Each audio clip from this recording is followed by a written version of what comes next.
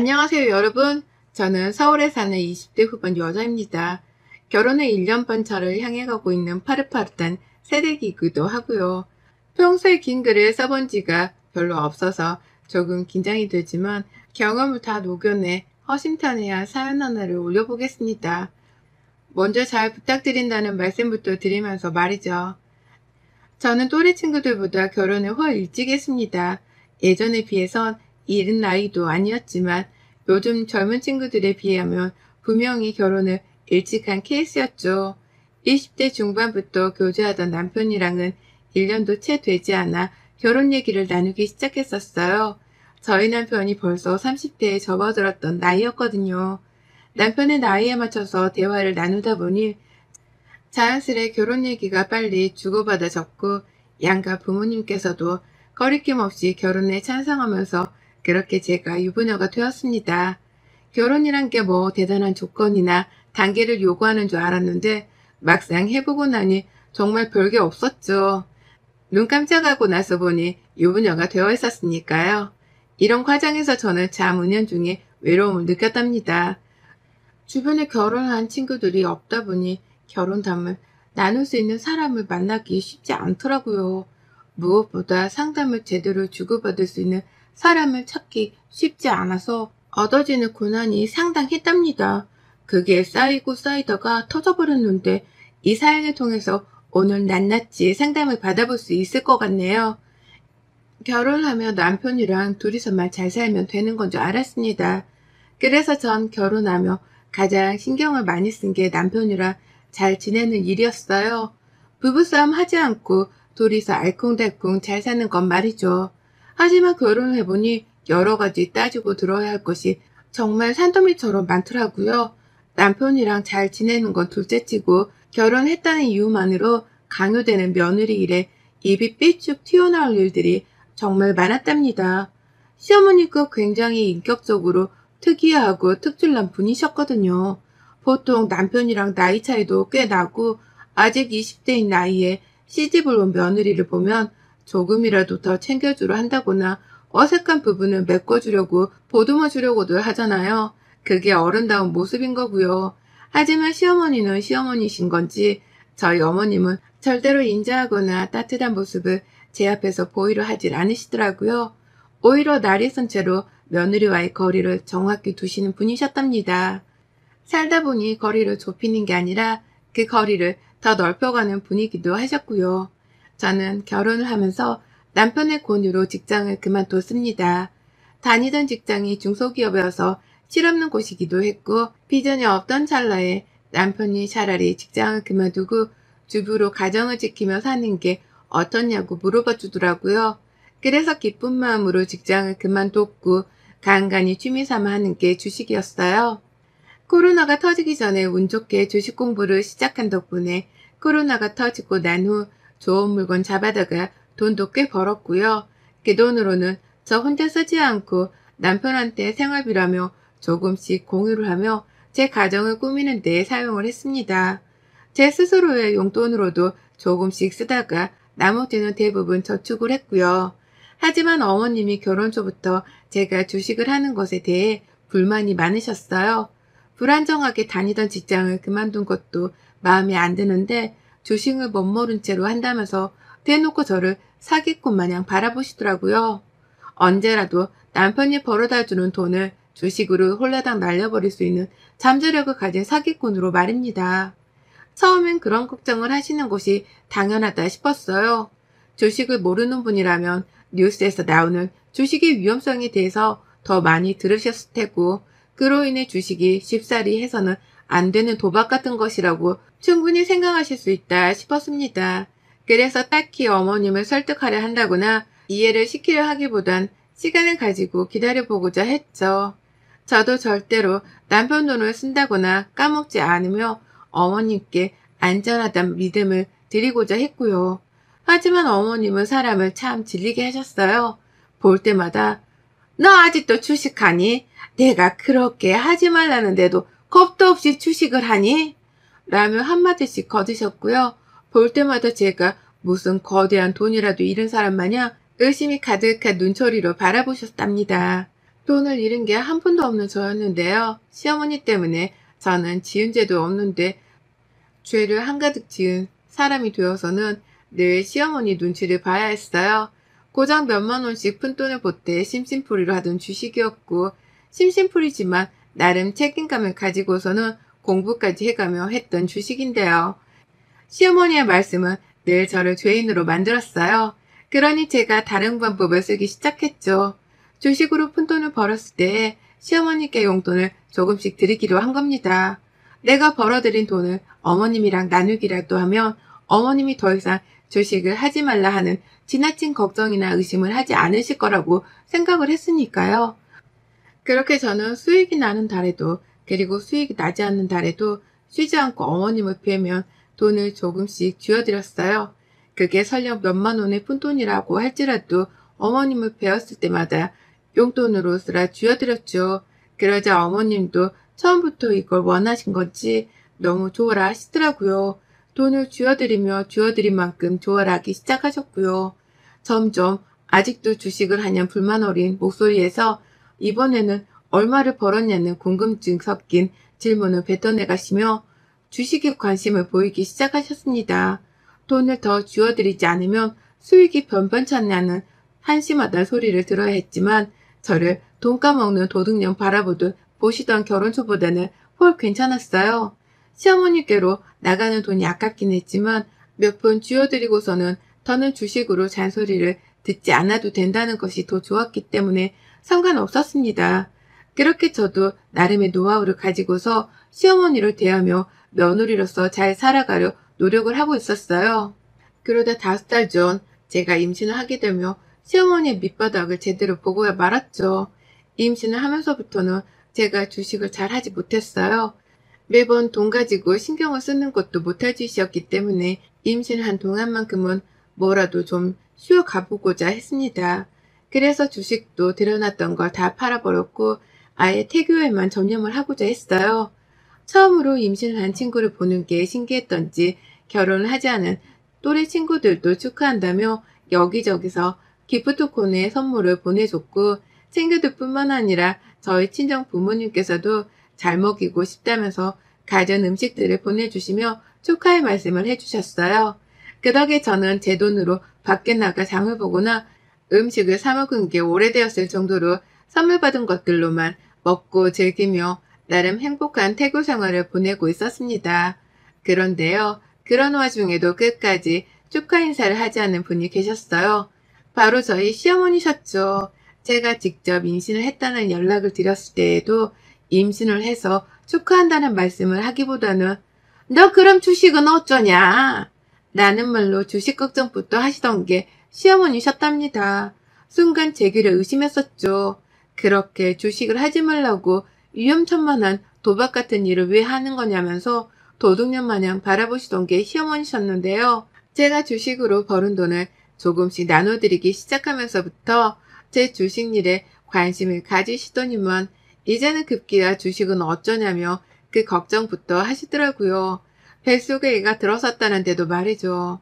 뭐 이런 분이 다 있나 싶어서 속으로 엄청 실망스럽기도 하고 어른답지 못한 어머님의 언행에 기도 안 찼습니다. 하지만 그래도 저는 며느리 노릇을 잘 해야 했기에 최대한 갈등이 일어나지 않는 선에서 잘 지내보고자 최선을 다했죠. 어머님이 주식에 대해서 물어보면 잠시 쉬는 것뿐이라고 이해를 시켜드리려 했고요.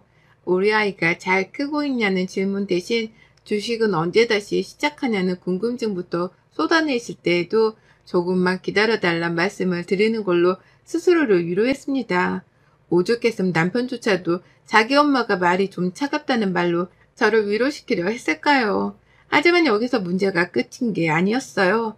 말로만 주식 얘기를 꺼내고 불안해 하신다면 제가 그냥 어머님 말씀을 한 귀로 듣고 한 귀로 흘리고 말면 그만이었는데요. 문제는 어머님이 직접적으로 저에게 금전적인 피해를 주기 시작하셨다는 겁니다. 아주 자연스럽게 제 지갑에서 돈을 털어 가시더라고요. 그리고는 그 돈으로 만난 것들을 사드시며 본인 사리사욕을 채우려 하셨고요.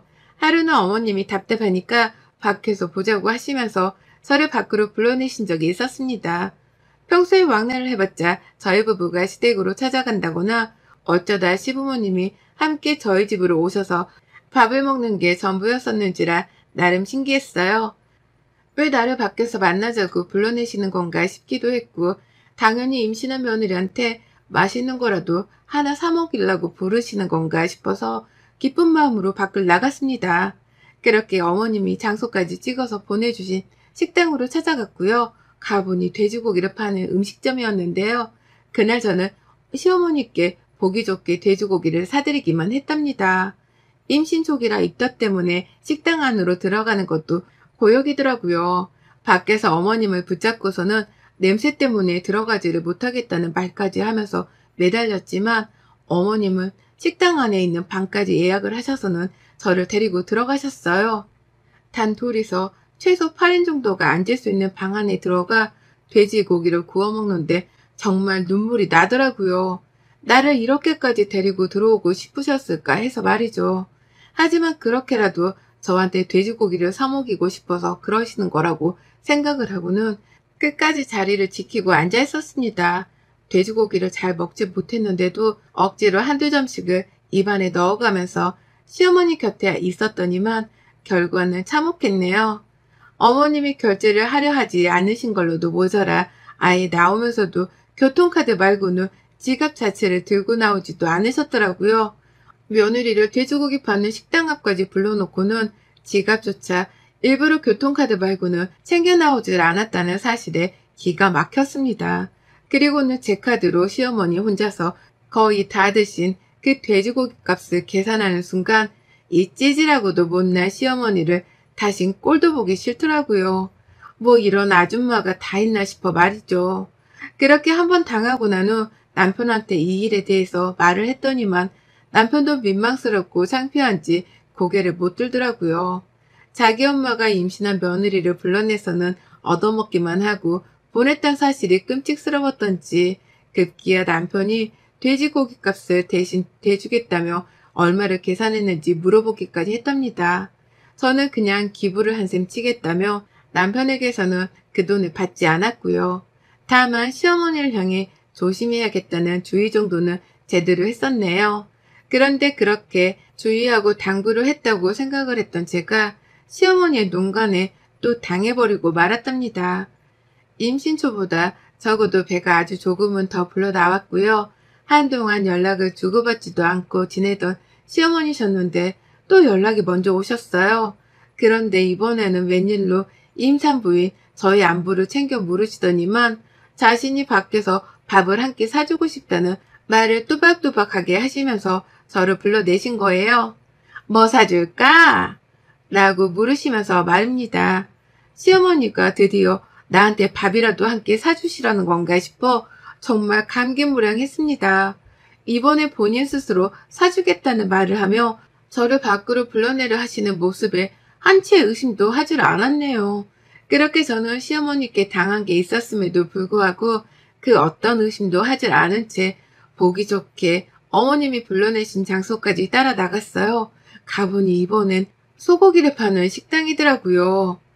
퓨전인지 뭔지 거칠에도 화려하게 해놓은 고급스러워 보이는 한우 식당 말입니다.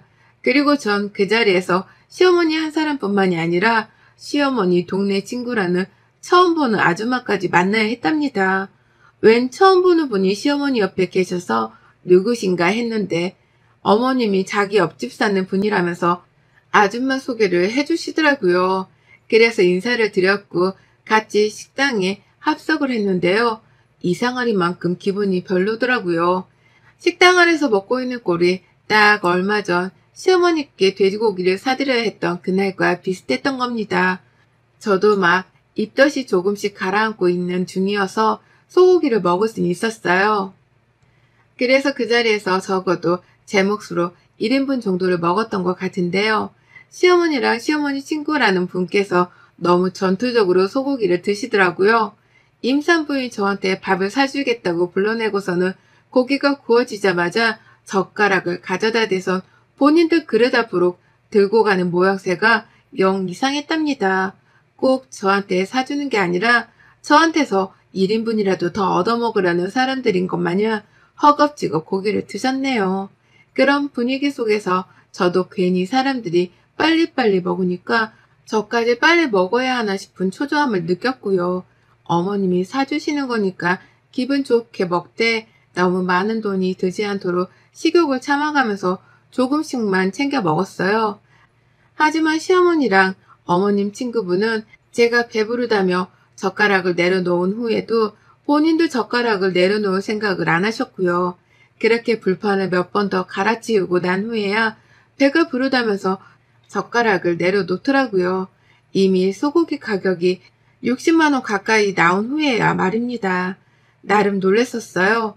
어머님이 이렇게나 큰 돈을 밖에서 외식 비용으로 쓰신 걸 본 적이 없었는지라 당황스러웠죠. 나한테 그간 미안한 게 많으셔서 제대로 고기를 사주려는 거구나 싶은 마음에 통 큰 어머님을 오히려 멋있다고 놀라하며 바라보기도 했었습니다. 하지만 이런 저의 생각은 단 몇 분 만에 와장창 사라져버리고 말았죠. 어머님의 다음 행동이 대반전이었거든요. 60만원, 무려 소고기집에서 60만원어치의 고기를 셋이서 해치워 먹었습니다. 저는 돈 내는 사람이 시어머니란 생각에 아주 조금만 챙겨 먹었는데요. 나머지 그 몇십만원어치의 소고기를 두 분이서 와글자글 해치워 드시더니만 글쎄 어머님이 계산서를 저한테 주시는 게 아니겠어요? 너무나 자연스럽게 말입니다. 그래서 전 그냥 저한테 얼마치를 먹었는지에 대해서 알려주려고 계산서를 주신 줄 알았습니다. 그래서 멀뚱멀뚱 계산서를 들고선 가만히 보고만 있었는데요. 어머님 친구분이 저한테 말씀을 하시는 거예요. 잘 먹었어요. 많이 먹는 임산부 며느리 덕에 호강하네 내가. 라고 말이죠. 순간 황당한 나머지 눈을 뜨지도 감지도 못한 채 멀뚱거리고 있었는데요. 시어머니가 친구분의 말에 거들면서 저를 보고 말씀하시더라고요. 그래 임산부의 며느리 덕에 우리가 호강하네. 라고 말이죠. 장난기 하나 없다는 표정으로 싱글벙글 쪼개시면서 웃으며 말씀을 하시는데 이게 도대체 무슨 소리인가 싶더라고요. 나한테 밥을 사준다고 불러내신 게 바로 시어머니신데 그때의 어머님 모습은 어디로 가고 이제 와서 나한테서 고기를 얻어먹으려고 하신다니요. 하지만 결국 그날 계산은 제가 하고 말았답니다. 어머님은 이번에도 또 교통카드를 제외한 나머지 카드는 들고 나오지 않으셨거든요. 빈손으로 나와서 작정하고 며느리한테서 소고기를 얻어먹은 어머님이셨어요. 그 바람에 저는 천불이 나는 상태로 손이 떨리는 걸 감춘 채 60만원어치를 결제했고요. 갑자기 긁힌 카드 금액에 놀란 남편이 전화를 해오는데도 멘붕에 빠져선 집에 와서까지 그 전화를 받지 못했습니다. 열이 받아서 남편한테 이 사태에 대한 말을 꺼내기도 싫더라고요. 어머님은 끝내 저한테서 어떠한 사과의 말씀도 하지 않으셨습니다. 사주겠다고 불러내서는 얻어먹은 것에 미안함도 없으셨던지 그냥 입을 꾹 다무시더라고요. 그리고 전 무려 일주일 가까이나 이 일에 대해서 큰 회의감을 느낀 채 분노만 내보이다가 결국 복수를 다짐했죠. 한 번도 아니고 무려 2번이나 내 지갑에서 고의적으로 카드를 꺼내게 만든 시어머니의 만행을 어떻게든 홍구장 내줘야겠다 싶었던 겁니다. 그냥 홀몸도 아니고 임신한 며느리인데 집에서 쉬라고 내버려 두기는커녕 자기 입에 들어갈 고기를 채워보겠다면서 밖으로 불러낸 시어머니의 생각 자체를 아주 혼쭐내줘야겠다 싶었죠. 임신한 며느리한테는 끝내 한 번에 베품조차 나누질 않는 시어머니를 이번 참에 며느리인 제 손으로 가르쳐 드리겠다고 말입니다. 그렇게 저는 일주일 만에 시어머니를 또다시 불러냈습니다. 또 카드를 놓고 오실까 싶어서 이번엔 제가 시댁으로 찾아갔어요. 과일까지 싸들고 찾아온 며느리를 본 어머님은 잠시 당황하셨으나 한참 시댁 안에서 얘기를 나누다가 시아버지까지 모시고서는 밖으로 데려나가려 하는 제 손에 그냥 아무 의심 없이 따라 나오시더라고요. 괜찮은 카페가 있는데 한턱 쏘겠다고 하는 제 말에 어머님은 치장까지 한다면서 안방에 들어가 옷도 갈아입으시고선 핸드백을 들고 나오셨습니다. 오죽했음 제가 어머님이 화장실에 들어간 사이 가방 안에 지갑이 잘 들어있는지 없는지 확인까지 했었다니까요. 제 딴은 정말 치밀하게 복수를 하려 준비를 했고요. 정말 가짜는 그 상황에 저는 웃음이 나오려는 걸 겨우겨우 눌러 참았어요. 그리고 저 시어머니랑 시아버지까지 모시고서는 카페가 아니라 똑같이 소고기를 먹겠다고 지난번에 찾아갔던 바로 그 한우집으로 갔습니다. 어머님이 본인 친구까지 데리고서는 며느리의 삥을 뜯었던 바로 그 한우집으로 말입니다. 시아버지랑 그 식당 앞에 도착을 하니 어머님 표정이 살짝 바뀌더라고요. 나를 왜 또 여기에 데려왔나 싶으신 표정으로 저를 바라보시는데 제가 그런 어머니께 말씀드렸죠. 제가 또 사드려야죠. 라고 말입니다. 그러자 어머님도 이내 당황하시던 표정이 평안하게 풀리셨고요. 그렇게 저는 시부모님을 모두 다 모시고선 식당 안으로 들어갔어요. 그리고는 차오르는 식욕이 왕성한 임산부답게 소고기를 정말 양껏 주문했답니다. 제 몫에 고기를 먹는 걸로도 모자라 시아버지께도 더 드시라고 며느리가 사는 거니까 많이 드시란 소리를 해가면서 몇 인분이고 더 드시라며 부추겼고요. 시어머니는 제가 더 시키란 말도 안 했는데 이미 전처럼 자기 혼자 삐를 받아서는 마구마구 고기를 주문하시더라고요. 그렇게 저희는 남자이신 시아버지의 몫이 더해져서는 이번에 무려 100만 원어치의 소고기를 주문했답니다. 시아버지가 된장찌개라도 시키려 하면 제가 밥으로 배를 채우지 말라면서 고기를 더 시켰고요. 빨리 소화시켜서 더 많은 고기를 드시라며 일부러 탄산음료까지 마구 시켜가며 고기 주문량을 늘렸어요. 그렇게 100만 원에 달하는 금액이 영수증에 하나둘 추가되어 찍혀가는 걸 보고 나서야 저는 급기야 소고기를 포장까지 해서는 100만 원을 찍어버렸고요. 포장된 소고기를 받자마자 보란듯이 시어머니께 말씀드렸습니다. 어머님 너무 잘 먹었어요. 저 진짜 오랜만에 폭식했네요. 라고 말이죠. 그 순간 시어머니의 표정은 정말 까무라칠 정도로 웃겼답니다. 시어머니는 입술이 파르르 떨리는 걸 숨기지 못하신 채 저를 놀래 쳐다보셨고요. 괜시리 옆에 있던 시아버지까지 같이 놀라셔서는 이게 무슨 소린가 싶어 절 쳐다보시더라고요. 방금 전까지 사주겠다며 소고기를 더 주문했던 며느리가 갑자기 잘 먹었다고 말을 하는 모양새에 다들 귀를 의심하셨던 거죠. 하지만 전 끝까지 뻔뻔하게 굴었습니다. 시어머니가 대놓고 카드를 챙겨오지 않았음에도 사주겠다며 저에게 사기를 쳐서 불러냈던 것을 떠올리며 저도 끝까지 어머님만큼 뻔뻔하게 굴어보고자 했어요. 그래서 더욱 표정을 칼같이 관리했고요. 어머님 얼굴에 웃는 표정으로 말씀드렸죠. 가방 안에 카드 들어있는 거 아까 봤거든요. 이번엔 카드 안 들고 왔다는 둥, 돈이 없다는 둥 빠져나갈 생각 마시고요. 계산 잘하고 나오세요. 라고 말이죠. 시어머니에 이어서 시아버지까지 동시다발적으로 너가 사준다며 네가 불러냈잖아. 라면서 목소리를 높이신 채로 저를 붙잡으려 했어요. 저보고 계산을 하게 하려는지 두 분 다 자리에서 벌떡 일어나시더라고요. 하지만 전 그 자리에서 뒤도 안 돌아보고 먼저 자리를 박차고 나와버렸답니다. 뒤에서 누군가가 직원에 의해서 붙잡히는 소리가 들리는 와중에도 저는 뒤를 돌아보기는커녕 제 갈 길만 가겠다고 식당을 빠져나왔어요. 그리고는 정말 뒤도 안 돌아보고 바로 오는 버스를 타고서는 식당 근처를 빠져나왔답니다. 결국 그날 저는 아주 성공적으로 그리고 꿈에 그렸던 대로 시어머니한테서 돈 100만 원어치의 고기를 얻어 먹었답니다.